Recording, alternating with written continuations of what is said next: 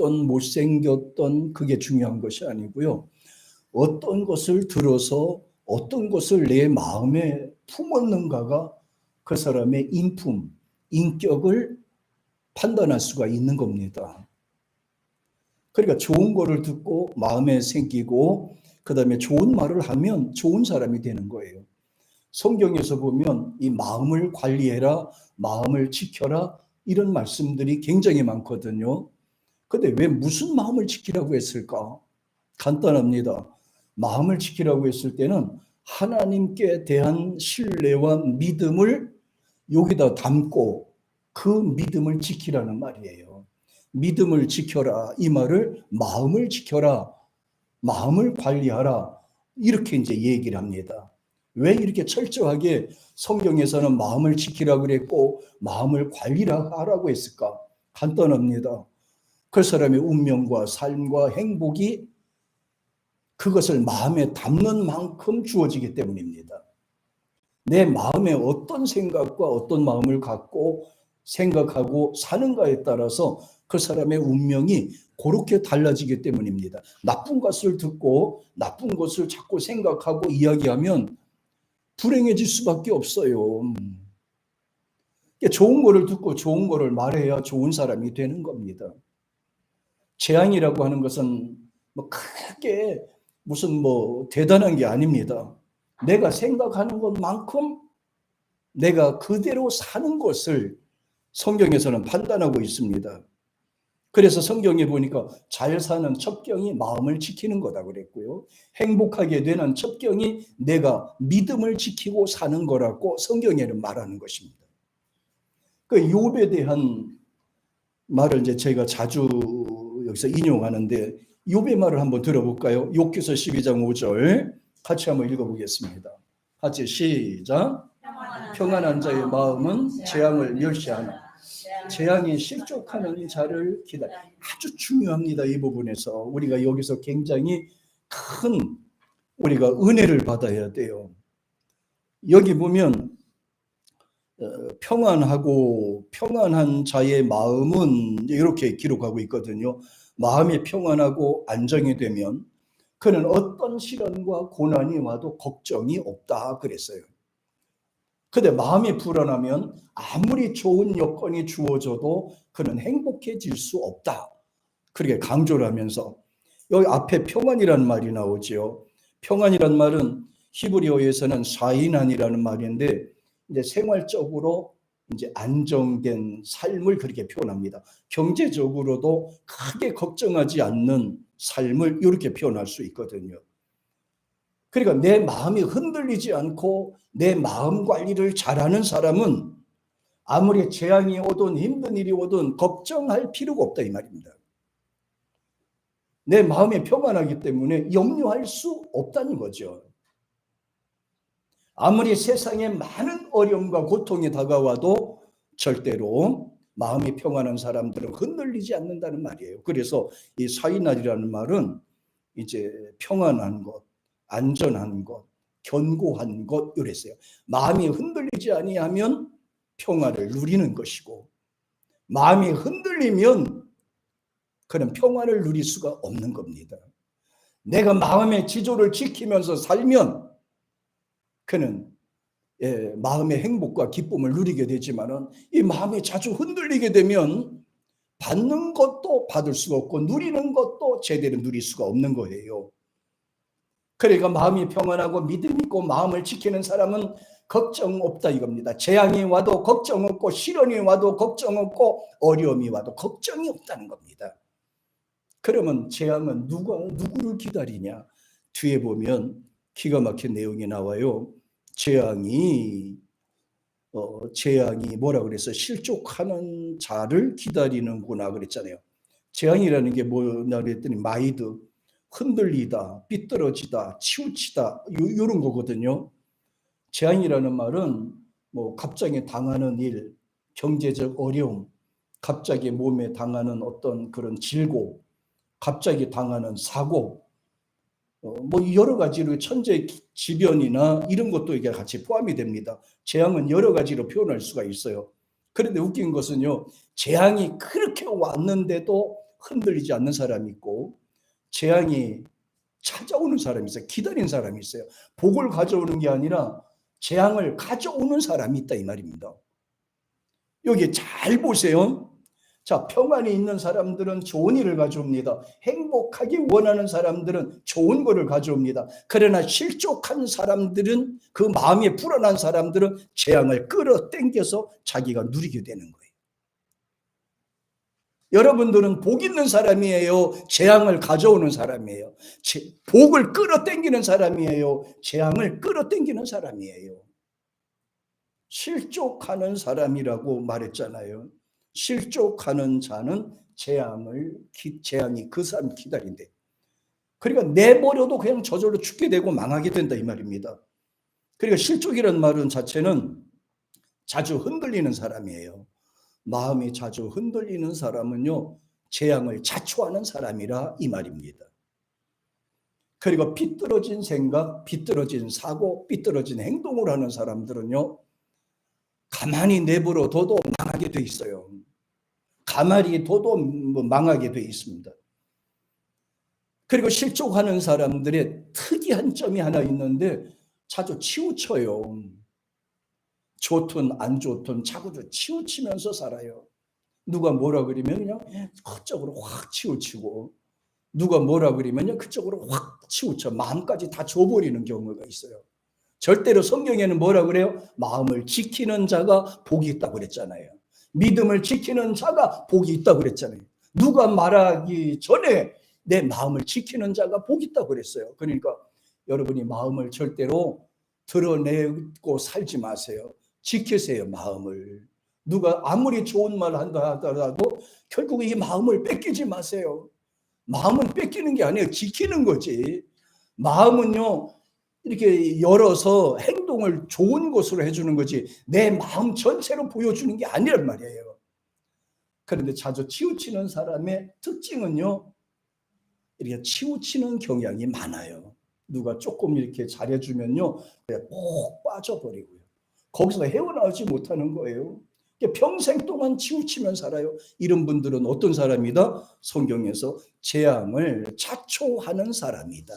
자, 오늘 여러분 중요한 거를 여러분이 알게 되어 평안한 사람은 복을 가져온다. 마음의 중심이 있는 사람들은 행복을 가져온다.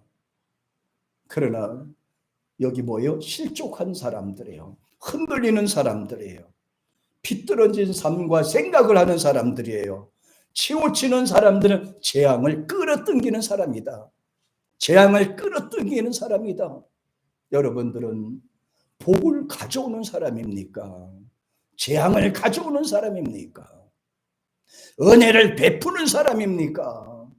아니면 재앙을 주는 사람입니까? 굉장히 중요합니다. 그래서 반대로 믿음이 없고 불안한 마음으로 사는 자들에게는 항상 재앙이 기다리고 있다라고 여기서 말씀합니다. 굉장한 차이점이에요. 예를 들어서 좋은 일이 나를 기다리고 있는가? 행복한 일들이 나를 기다리고 있는가? 아니면 재앙이 나를 기다리고 있는가? 고통스러운 일들이 나를 기다리고 있는가? 이게 바로 욥이 지금 우리에게 던져주는 말이에요. 여러분 앞에는 좋은 일이 있을 거라고 믿나요? 더 힘들어질 거라고 생각하나요? 앞으로도 좀 더 점차적으로 나아질 거라고 생각합니까? 아니면 점차 나빠질 거라고 생각합니까? 간단합니다. 키포인트는 마음을 지키는 자라고 그랬어요. 하나님께 대한 믿음을 지키는 자가 하나님께서 그 삶을 주관한다는 것을 강조해 주셨어요. 항상 준비하는 자세, 마음을 지키는 저와 여러분 되기를 축복합니다. 다윗의 말을 들어볼까요? 같이 봐요. 시편 13편 같이 시작. 나는 오직 주의 인자심을 의뢰하여 싸우니 내 마음은 주의 구원을 기뻐하리이다. 여기서 이제 다윗이 이제 고백하는 내용입니다. 여기 보면 의뢰라는 말이 나왔잖아요. 여기 보니까 의뢰하여 싸우니라는 말이 나오는데요. 의뢰라고 하는 말은 신뢰한다는 뜻이에요. 그러니까 내 몸을 맡기다는 거예요. 이렇게 맡기다는 거예요. 의지한다는 것은 맡긴다는 거예요. 믿음이 있다는 뜻이 뭐예요? 맡기는 거예요. 맡기는 거. 예. 그 다음에 맡길 때 뭐가 와요? 평안이 오는 겁니다. 하나님께 맡길 때 하나님의 평안이 내 마음속에 다가오는 겁니다. 그럼 그 뒤에는 뭐가 따라와요? 기쁨이 따라온다. 야, 기쁨이 따라온다. 그러면서 주의 인자심을 확신하고 의뢰한다 이렇게 말했어요. 쉽게 이해하자면 하나님이 좋은 길을 열어주신다. 하나님은 고난을 이기는 길을 알려주신다. 하나님의 갈 길을 알려주신다. 이런 뜻이에요. 이런 걸 기대하라는 거예요. 왜 하나님을 의지하고 믿습니까? 하나님이 좋은 길을 열어주시기 때문에 그런 거예요. 내가 하나님을 섬기면서도 계속 나쁜 일이 생길 거라고 생각한다면 그런 믿음이 있는 게 아니죠. 하나님은 살아계세요. 하나님 우리와 함께 하세요. 우리에 대한 관심은 최대한 끌어올려서 지키기를 원하고 보호하기를 원하고 함께 하기를 원하시는 거예요. 그러니까 내가 하나님을 의지하는 만큼 하나님 우리가 좋은 것을 주신다고 믿어야 되는 거예요. 하나님의 길을 인도해 주신다고 믿어야 되는 거예요. 하나님이 역사해 주신다고 믿어야 되는 거예요. 이게 믿음이에요. 맡기는 거예요. 사나 죽으나 하나님께 맡기는 거. 하나님을 사랑하고 의뢰하는 사람의 마음은 하나님이 기뻐하고 보호하시고 받아주시는 겁니다. 그래서 하나님을 신뢰하는 마음이 왜 중요하느냐? 시편 73편 26절에 보니까 왜 하나님을 의지해야 되느냐? 잘 보세요. 왜 하나님을 의지해야 되느냐? 시작. 내 육체와 마음은 쇠잔하나 하나님은 내 마음의 반석이시요 영원한 것. 하나님을 의지해야 되는 거 한번 찾아보세요. 왜 하나님을 의지해야 되는지. 다윗은 뭐라고 그랬어요? 내 육체가 쇠산에 가나 그랬잖아요. 육체는 어차피 태어났지만은 점차적으로 육신은 나약해질 수밖에 없어요. 뭐 질고에 의해서 몸은 나빠질 수도 있고 약해질 수도 있는 거예요. 그러니까 우리가 육신을 뭐 의지하나요? 격투기 선수들은 그래요. 내가 나를 믿고 내가 열심히 했더니 이겼어요. 지가 무슨 그게 며칠 지나면 또 못 쓰는 건데. 하나님을 의지하는 이유가 뭐냐? 내 육체는 별거 아니기 때문에. 내 육체는 쇠산하기 때문에. 점차적으로 내 육신은 노화되어 가기 때문에요. 연약해지기 때문에 의지할 분은 오직 하나님 한 분밖에 안 계신다. 이 부분을 강조하셨어요. 예. 쇠잔이라는 말은 소모된다는 거예요. 육체도 소모되고 지식도 소모되고 정신도 점차적으로 흐려지게 되고 하나님께 대한 믿음도 점차적으로 흐려져요. 그래서 조금 기억력 있으실 때 찬양도 많이 불러놓으세요. 뭐 예수님 믿는다고 해서 치매가 아예 오지 않으리라는 법은 없어요. 교회 다녀도 또 치매 올 거는 또 오더라고요. 그런데 중요한 거는요. 이렇게 우리가 찬양도 우리가 기도를 많이 해 두시면은 혹시라도 그런 일은 없겠지만 치매가 온다 하더라도 그래 의식 중에 남아있는 그 의식 중에 남아있는 거 있잖아요. 그 믿음과 생각이요. 여기 말씀이 기록이 돼 있어요. 그래 유급할 때는 하나님을 찾게 되더라니까요. 정신은 혼미해도 내 영이 하나님을 찾게 돼 있어요. 그러니까 조금 정신이 조금 빨빨이 했을 때 찬양을 많이 좀 하고 기도도 많이 하고 성경도 좀 많이 좀 읽어두시고 좀 자주 그렇게 하세요. 알았어요? 정경희 권사님. 치매는 남의 얘기가 아니에요. 45살 요새 치매가 한참 많아진다고 그러더라고요. 뭐 이건 연세 들었다고 치매 걸리는 거 아니에요. 젊은 사람도 많대. 요새는 또 신기한 거는요. 청소년 치매도 있대요. 또 세상에 어쩌다가 또 그렇게 또 젊은 청소년들한테도 있나 모르겠어요. 아이고. 그러니까 이제 그 치매라는 것도 이제 연세 들어야만 연세 드신 분의 그 소유물이 아니에요. 안전할 수가 없는 거예요. 어차피 쇠산해지잖아. 정신도 흐려지잖아요. 기력도 흐려지잖아요. 육체도 흐려지잖아요. 그럼 결국은 뭐예요? 우리가 갈 때가 됐다 이 말이잖아요. 그러면 의지할 데가 어디 있어요? 의지할 데가. 물질을 의지하겠어요? 뭐 세상에 있는 거를 의지하겠어요? 딱 한 가지예요. 하나님을 의지하라요. 간단히 하나님을 의지해라. 그럼 하나님이 내 생명을 지켜주시리라. 이게 하나님이 너의 영을 지켜주시리라. 네 마음을 지켜라. 하나님이 네 마음을 지켜주리라. 이 부분을 강조하셨어요. 육신은 쇠산하면요 마음이 약해지더라고요. 저도 근래 보니까 이게 몸살이 나서 이게 몸이 약해지니까요 진짜 이 성경에 있는 말씀이 꼭 맞더라고요. 이게 나에게 주신 말씀이에요. 이게 내 마음. 육체와 마음은 쇠산하나.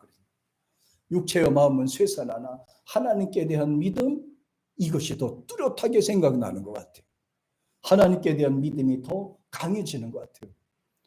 어차피 이렇게 가다가 눈 못 떠도 하나님 앞에 가는 거 아니에요? 그러니까 걱정하지 마. 하나님께 가는 것밖에 없으니까. 자, 육신은 쇠산하면 마음도 약해지지만 하나님이 주시는 마음은요 육신과 상관없이, 정신의 흐려짐과 상관없이 그냥 강하게 된다는 것을 강조하셨어요. 그러니까 믿음이 굉장히 중요한 거예요. 사도 바울은 로마서에서 자주 이 부분을 강조했어요.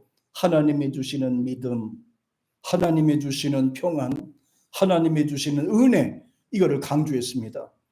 예수님도 세상에 주는 평안과 하나님이 주시는 평안이 다르다라고 말씀하시면서 진짜 믿음을 가지라고 하셨어요. 가짜 믿음 가지지 말고 진짜 믿음을 가지라고 그랬어요.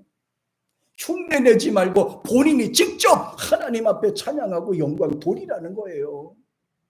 흉내하고 따라다니지 말고 본인이 직접, 가짜가 아니라 진짜 믿음을 갖기를 원하셨어요.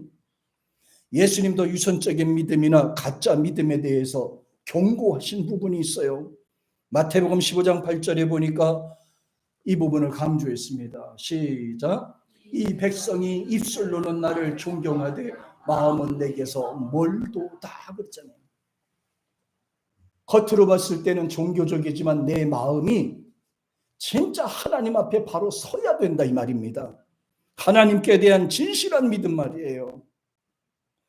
겉으로 믿는 것 같아도, 겉으로는 교인 같아도, 겉으로는 신앙인 같아도 이 본질과 속성이 예수님과 상관이 없고 하나님과 상관이 없는 위선적인 이 믿음에 대해서 예수님은 질타하고 계십니다. 입술은 하나님을 찾아도 내 마음이 하나님과 멀도다. 예수님께서 답답해 하신 부분입니다. 이렇게 입술과 마음이 다른 신앙은 성경에서는 불법이라고 표현하고 있어요. 마음과 중심이 하나가 되어야 되거든요. 그래서 마태복음 7장 21절 아까 읽어주신 내용 한번 같이 한번 읽어보겠습니다. 시작. 나더러 주여 주여 하는 자마다 천국에 들어갈 것이 아니요 다만 하늘에 계신 내 아버지 뜻대로 행하는 자라야.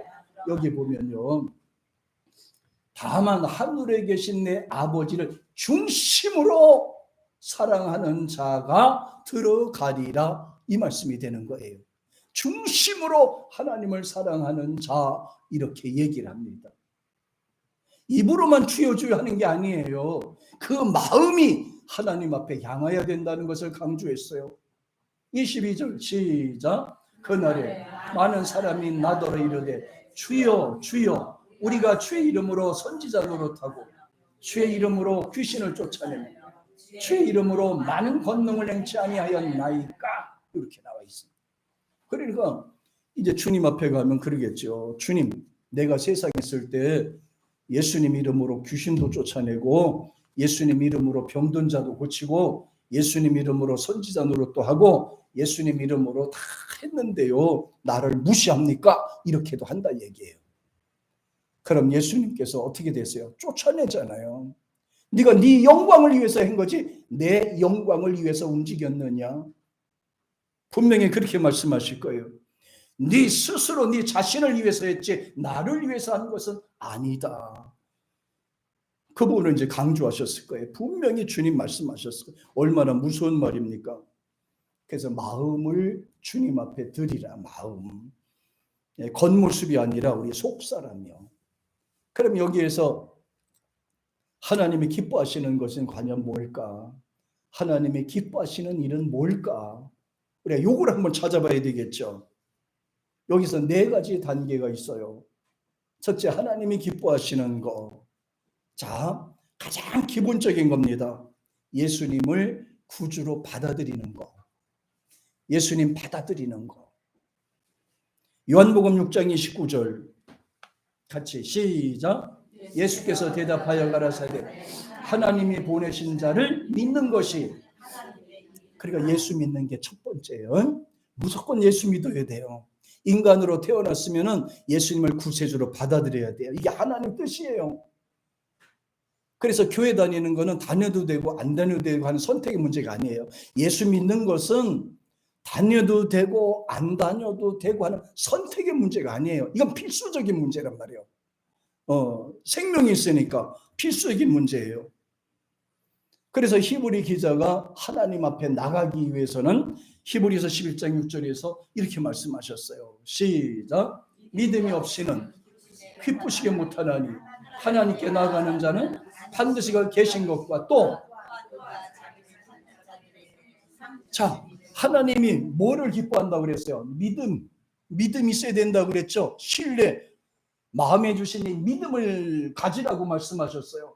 믿음이 없으면 하나님을 기쁘시게 못한다니까. 믿음이 있어야 되니까. 많은 것을 안다고 해서 하나님 기뻐하는 거 아니에요. 믿음이 없으면 아무것도 아니에요. 믿음을 많이 하는 거는 그건 별 그게 못 돼요.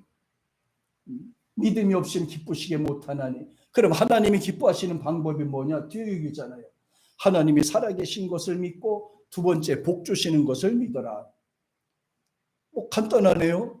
하나님이 살아계신 것과 복 주시는 것을 믿어라. 두 가지를 믿으라고 그랬어요. 하나님이 복 주시는구나. 하나님 앞에 나와서 기도하니 복 주시는구나. 하나님이 은혜를 주시는구나. 하나님이 역사하시는구나. 이거를 믿으라고 강조하셨어요. 하나님이 살아계시는 거 이거를 믿어야 돼요. 생활 속에서도 마찬가지예요. 하나님이 살아계신 것을 늘 생각하고 그 부분에 대해서 확신을 해야 됩니다. 하나님을 믿는다고 하면서도 하나님이 안 계시 살아계시지 않는다고 생각해 보세요. 무시하는 거 아니겠어요? 뒤에 시어머니를 모시면서도 그냥 계신지 안 계신지 무시하고 자기들끼리 치킨 사다 먹고 말이죠. 맛있는 거 사다 먹고 자기들끼리 재미있게 놀고 이렇게 보세요. 얼마나 속상하겠어요. 그러니까 시어머니가 계신 것을 인식하라 이 말이에요. 하나님이 살아 계신 것을 인식하면서 살라 이 말입니다. 이 세상 살아갈 때. 그 다음에 두 번째는 믿음을 지키고 사람마다 각자 사명이 있습니다. 사명을 가져야 돼. 이것을 믿음 지키는 것을 가리켜서 십자가의 사명이라고 하는 거예요. 예수님은 우리를 위해서 십자가를 지시고 십자가에 죽으셨습니다. 하나님의 뜻인 십자가 사명을 감당한 거죠. 십자가는 믿음을 지키고 복음을 전하고 주어진 일을 잘 감당하면서 사는 거예요. 때로는 감당하다 보면 힘들 때도 있을 거예요. 지키려다 보면 손해보는 일도 있을 거예요. 그런 거 갖고 생각하지 말래. 십자가를 지려는 예수님을 볼까요? 얼마나 힘들었으면 이렇게 갈등까지 했었을까요? 난 예수님이 십자가 지는 문제로 갈등한 부분을 보면서 조금 이해가 됐다니까. 한번 보세요. 시작. 가라사대 만일 아버지의 뜻이거든 이 잔을 내게서 옮기시옵소서. 그러나 내 원대로 마옵시고 아버지의 원대로 되기를 원하나이다. 예수님이 여기서 갈등을 느낀 부분이 있습니다. 져야 될까요? 말아야 될까요? 해야 될까요? 하지 말아야 될까요? 십자가 지는 일에 대해서 얼마나 힘들었으면 이런 부분을 강조했어요. 그런데 예수님은 어떻게 하셨어요? 아버지 뜻이라면 내가 감당하겠나이다. 이 부분을 강조하셨어요. 아버지 뜻이라면 내가 감당하겠나이다. 이게 순종하는 거거든요. 내가 힘들어도 아버지 뜻이라면 감당하겠나이다. 아버지의 뜻대로 살겠나이다. 이게 십자가 사명을 감당하는 일입니다. 내가 싫어도 아버지의 뜻을 먼저 찾는 거예요. 아버지의 뜻을 먼저 찾는 거예요. 자, 그 다음에 세 번째, 하나님이 기뻐하시는 것이 뭘까요? 간단합니다. 영을 살리는 일입니다. 죽은 자를 살리는 것은 하나님이 기뻐하시는 일입니다. 세상은 죄악으로 가득 차 있습니다. 죄는 하나님께 불신하게 합니다. 불신하게 합니다. 그 영국의 유명한 장군이죠. 그 사람은 아주 유명한 말을 했더라고요. 전쟁을 좋아하는 사람은 망한다. 전쟁을 좋아하는 사람은 망한다. 역시 전쟁에 즐기는 사람도 망할 것이다. 기가 막힌 말을 했어요. 네. 자, 그럼 우리가 하는 일은 뭐예요? 살리는 일이에요. 영을 살려야 되는 거예요. 예수 믿지 않는 사람에게 예수를 전해주는 겁니다. 예수 믿어 구원받는다는 것을 전해주는 겁니다. 네. 죄 가운데 있는 사람들에게 거기서 빠져나오라고 말씀하는 겁니다. 왜냐하면 인간의 마음에 불안과 불평하게 돼 있는데 그것들이 다 죄 가운데서 나오기 때문입니다. 이러한 불안한 세상에서 벗어나는 것은 하나님을 경외하면서부터 시작하는 거예요. 그러니까 예수님 안 믿으면 어려운 거죠. 예수님을 믿고 살아야 되는 거예요. 그래서 갈라디아 1장 4절에 이렇게 말해요. 같이 시작. 그리스도께서 하나님 곧 우리 아버지의 뜻을 따라 이 악한 세대에서 우리를 건지시려고 우리 죄를 위하여 자기 이렇게 하니까 그러니까 예수님을 믿게 되는 것이 하나님 뜻이고 예수님을 믿게 하는 것이 사람을 살리는 길이다. 이걸 꼭 생각하셔야 돼요. 예수를 믿게 해야 돼요. 내일 당장 운명하시더라도 예수님 믿고 천국 가게 만들어야 돼요. 그냥 내버려 두면 안 돼요. 지옥이라는 것을 갔다 오신 분들 이야기 들어보니까요. 진짜 무시무시하더만요. 지옥이라는 거 갔다 오신 분 많아요. 뭐 본 분도 많고 무시무시해요. 그러면서 그래요. 그런 데는 가지 말아야 돼. 근데 누가 가고 싶어 가나 몰라서 그러는 거지. 안 가는 방법은 간단해요. 예수 믿으면 되는 거예요. 예수님을 구주로 받아들이면 되는 거예요. 그리고 하나님의 뜻은 한 사람이라도 지옥에 들어가는 것을 막는 거예요. 저들을 하나님 앞으로 이끌어 드리는 것이 하나님의 뜻인 거예요. 그래서 독생자를 주셨고 예수님은 십자가에 죽으신 겁니다. 사람을 살리는 거 하나님의 뜻이에요. 예수 믿게 만드는 거 하나님의 뜻인 거예요. 하나님의 뜻을 우리가 실행하면서 사는 겁니다. 네 번째는 처음에 있는 말씀과 동일한 내용인데 중심을 잡으셔야 돼요. 마음의 중심을 꼭 잡으세요. 우리 교회 다니는 사람들은요, 이 마음을 중심을 잡고 살아야 돼요. 마음이 자주 흔들리면 받을 것도 제대로 받지 못하고 누릴 것도 제대로 누리지 못해요. 하나님은 출애굽하고 광야 생활하는 백성들에게 치우치지 말라고 강조하고 또 강조하셨어요. 신명기 5장 32절에 보니까 모세를 통해 말씀해 주셨어요. 시작. 그런즉 너희 하나님 여호와께서 너희에게 명령하신 대로 너희는 삼가 행하여 참으로 치우치지 마라. 참으로 치우치지 마라. 치우치지 마라. 이 믿음 중심을 잡고 살아라. 그래야 하나님이 보호해 주세요. 자주 흔들리면 지켜주지도 못하는 거예요. 보호해 주지도 못해요. 자주 흔들리게 되면. 그러니까 마음을 지키는 것을 철저하게 하세요. 지도자가 된 여호수아에게 이렇게 하나님은 말씀하세요. 여호수아 1장 7절이에요. 시작. 오직 너는 마음을 강하게 하고 극히 담대하여 나의 종 모세가 내게 명한 율법을 지켜 행하며 차로나 우로나 치우치지 말라. 어디를 가든지 형통하리라. 치우치지 말라. 사람의 말은요, 각기 자기 생각에 따라 감정에 따라서 이야기를 하기 때문에 그 말 다 듣고 살면요 제대로 못 살아요. 자주 흔들리게 되는 거예요. 치우치게 되는 거예요. 그래서 하나님께서는 치우치지 말라고 말씀하신 거예요. 흔들리지 말라고 말씀하신 거예요. 믿음을 지키라고 말씀하신 거예요. 그 믿음 주신 하나님께 대한 신뢰, 그것을 지키라고 말씀하셨어요. 히브리 기자는 마지막으로 이런 말씀을 해요. 같이 시작. 여러 가지 다른 교훈에 끌리지 마라. 마음은 은혜로서 굳게 함이 아름답고 식물로서 할 것이 아니니 식물로 말미암아